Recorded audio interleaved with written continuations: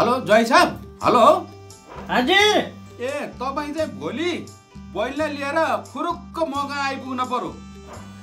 यहाँ कति काम छ? तपाईँ खुरुक्क चाहिँ बैला लिएर आइपुग्न पर्यो, अरू केही थाहा छैन। ए जहिले सुकै झ्याउ मात्रै गराउँछन्, काम छैन क्या उनको?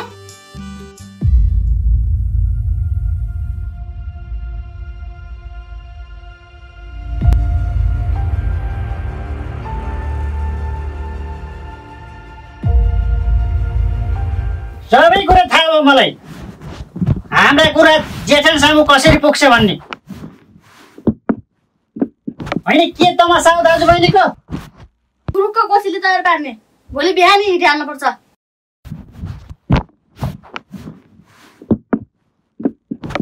सल्लाह छैन, विचार आदान प्रदान छैन। होइन जेठन पनि कस्ता हुन्, आफ्नै पल्टनका सिपाही जस्तो पो ठान्छ नामलाई।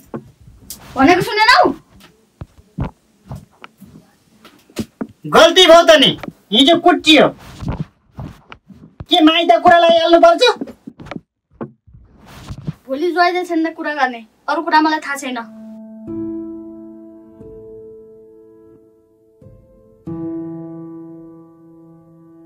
बोलाइसक्नु भएन। बुढापाकाले त भन्थे का आफू सुहाउँदो बिहे गर्ने भनेर, नत्र कुकुरले जस्तो दुःख पाइन्छ भनेको हो रहेछ।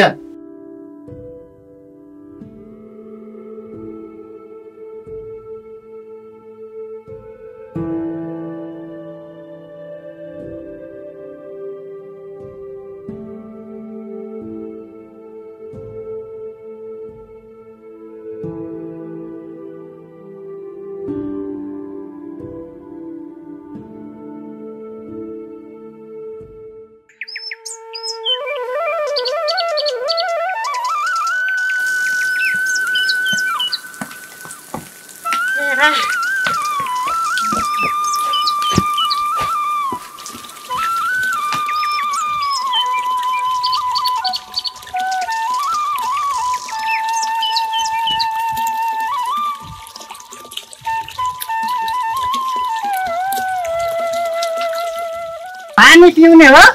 आउनु धौ भएछ, लिएर आऊ। अब केमा पो लाने हो?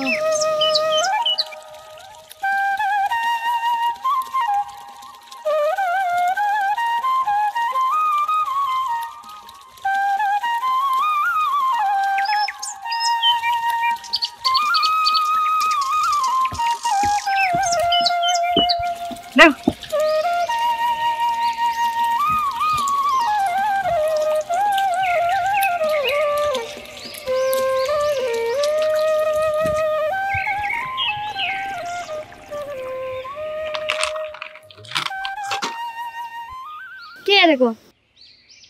तँलाई हेर्न नि नहुने? घरमा पुगेपछि दाइसँग को भन्दा को कम भनेर रौसी खाने होइन त्यहाँ।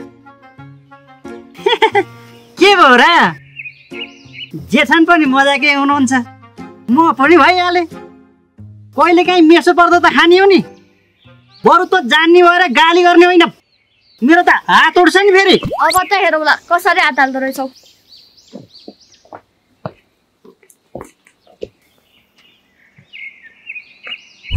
कति रिसाउँछे, माइती घर आएर दादागिरी नदेखाइ भनिदिएको छु।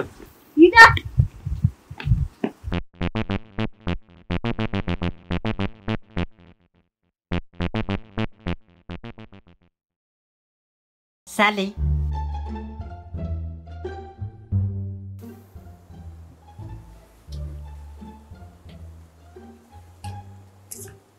ओहो बेना, नमस्ते। नमस्ते साली। सन्चै छस् दिदी? दाइ खोइ त, दाइ पसलमा आउनुहोस् भित्रै, होइन घाम परेछ।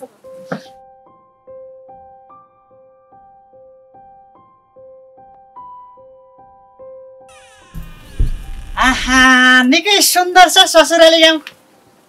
सधैँ यतै बसौँ बसौँ जस्तो लाग्ने।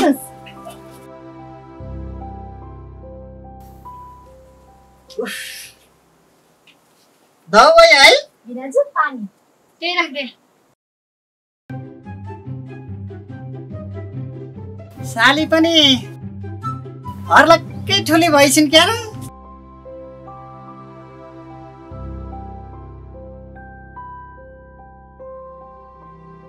बस्नुहोस् बेना। उठ्ने बानी परेको मान्छेलाई के बस भनिराख्नु। आफ्नै घर त हो नि, जे गरे नि भइगयो नि।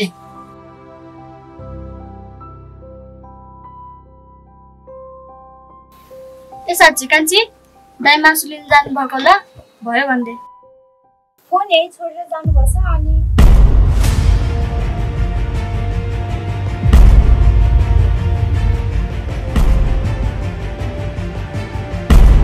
जीवन भनेपछि कसले के उखाल्दो रहेछ, म पनि हेर्छु। गाजीमानले मान्छेको होस् या जानवरको गिदी र टाउको खाने गरेको छ। उखाल्न चाहिँ केही नै उखाल्ने हो र। तर रौसी खाने बेलामा गफ चाहिँ अलि बढी भएको थियो कि। ए आइहाल्नु भएछ नि जेठान साहब, नमस्कार।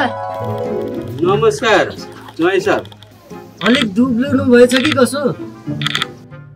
त्यस्तो त होइन, अलि ज्यान बनाउनु पर्यो भनेर बढी मेन टेन्स गरेको।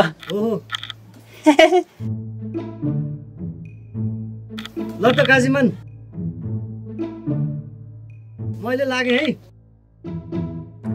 भरे भेटौँला। भरे आइज, बस्नुपर्छ। टाउको खाएर त्यो पनि है।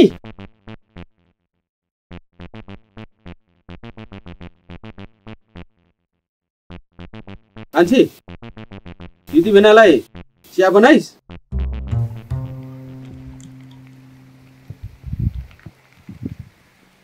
अरे हेर, तिमी मेरो जेठो नभएन उका फटेजी। म कसरी ज्वाइँ भाइ? म त उहाँ मानकाजी लाउरेको ज्वाइँ हो।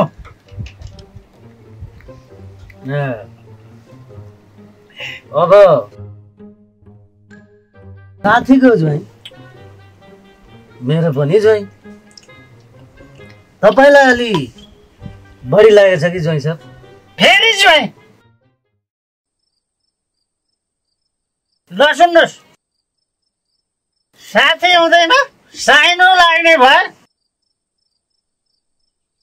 उहाँकी श्रीमती भाउजूलाई बुढी भन्न पाइन्छ?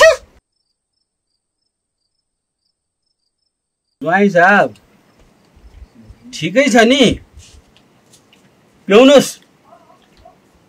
बरु अरू कुरा गरौँ। टाउको खाएर यो कुरा सक्यो।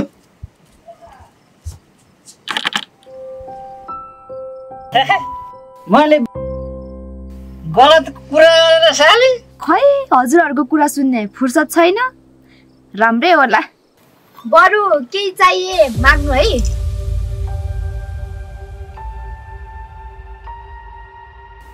फतेजी रक्सी सक्यो?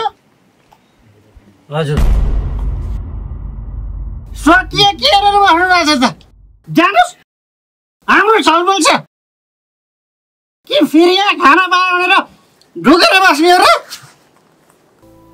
वाइम साहब भोलि कुरा गरौँ ल। हजुरलाई अलि लागे जस्तो छ। कति लाज छैन सेकन साहब। तर यसको अनुहार हेर्दा बित्तिकै मार्नु जस्तो रिस उठ्छ क्या।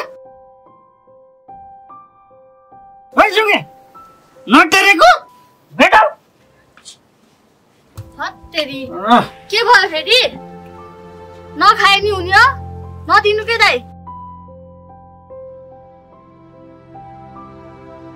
यति पनि नबस्दो रहेछ। अरे म बस्दिनँ, म लाग्यो। त्यो सकेर जाऊ। तपाईँ भित्र जा, तपाईँ भित्र जा।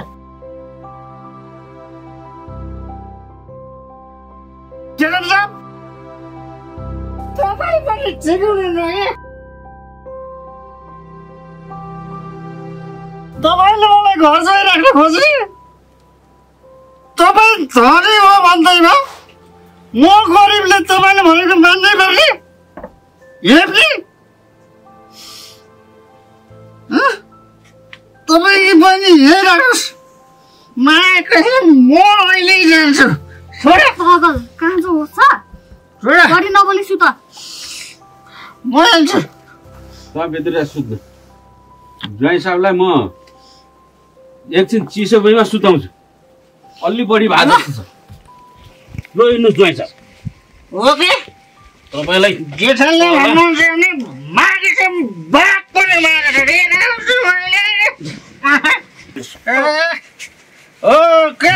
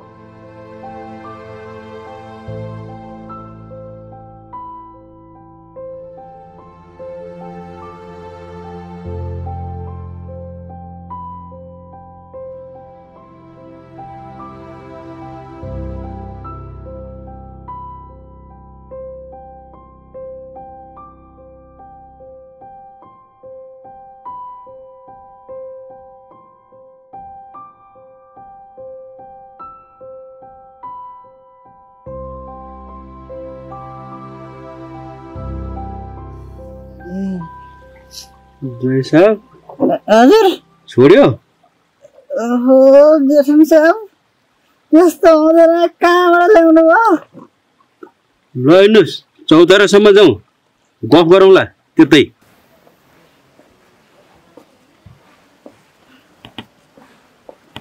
ओ ज्वाइँ साहब हजुर यता यता यता यता।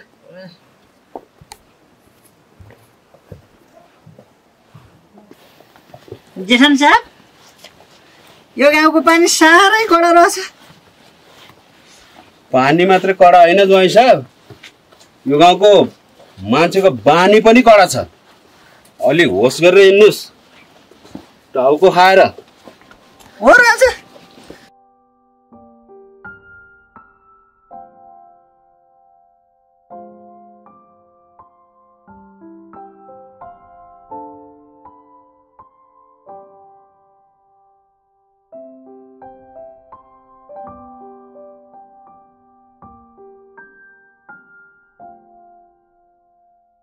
के कुरामा हो कुन्नी बहिनीलाई कुट्नु भएछ? हुन त घर परिवारमा अलिअलि झगडा त हुन्छ, केही काम गरौँ केही इलिमतिर लागौँ भन्यो भने केही पनि छैन। खोइ केही भनेको मान्नुहुन्न।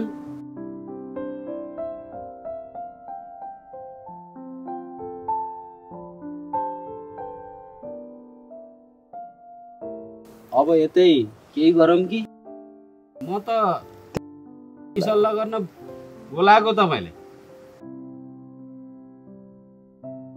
तपाईँको हालत यस्तो छ जोइ साहब, विचार गर्नुहोस्। भोलि सल्लाह गरौँला जेठानी साहब। ल जोइ साहब, एकचोटि राम्रोसँग चाहिँ विचार गर्नुहोस्। ओके भएपछि सबै तारतम्य म मिलाउँछु। जेठानी साहब अलि चिसो बढ्यो, घरतिरै लगाउँ कि क्या हो? घरतिरै जाउँ।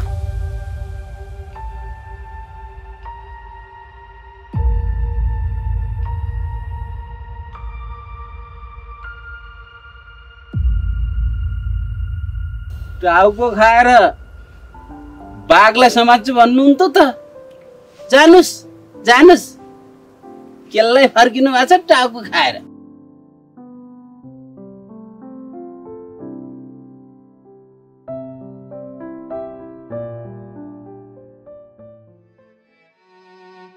समात्नु त भनेको नि भेटिएन।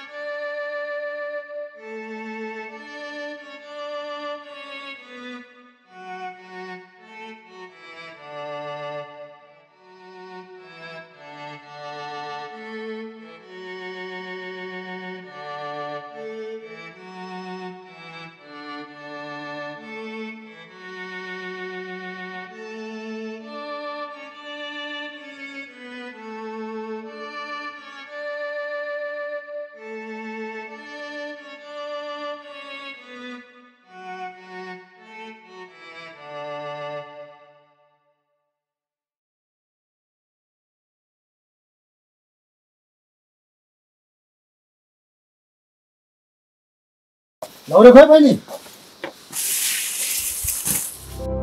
यता छ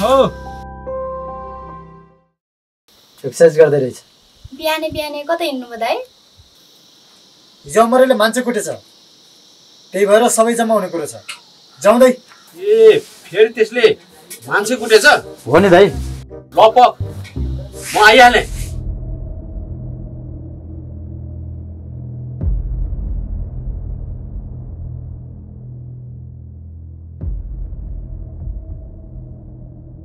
अनि कहाँ गयो त त्यो? खै हिजो बेलुकाबाट फरार छ। कारण के हो? कारण के हुनु? मात लागेको छ उसलाई, गाउँभरि बाघ बनेर हिँडेको छ, पैसाको कमी छैन। बैठकमा त आउनु पर्यो नि। त्यो बैठकमा समेत नआएपछि केही कदम अगाडि त चाल्नु पर्यो नि। यो गाउँमा एक दुईजनाको मती बिग्रेको कारणले सिङ्गो गाउँ नै बदनाम हुने खतरा बढेर गएको छ। अब उसलाई एक दिन राखेर राम्रोसँग सम्झाउनु पर्ने छ। खोइ सम्झाएर मान्ने पनि होइन, बरु एकचोटि उसको घरकालाई फोन गरेर जानकारी गराउनु पो कि गाउँलेले कारबाही गर्नु पर्यो कि म आफै गर्छु? ए हरामी, के कारबाही गर्छस्? त पनि कमको छैनस्। मेरो के गल्ती छ? ब्लाएर बस, अहिले त टाउकोमा मात्रै सेतो छ, फेरि शरीरैभरि सेतै भएर बस्नु पर्ला। कमजोरी देखेर हेप्ने म पनि कम छैन। मुख ठिक त यसको पनि छैन। अब केही निर्णय गर्ने तपाईँ हामी नै हो। त्यसलाई छोपेर एकपल्ट कारबाही त गर्नै पर्छ।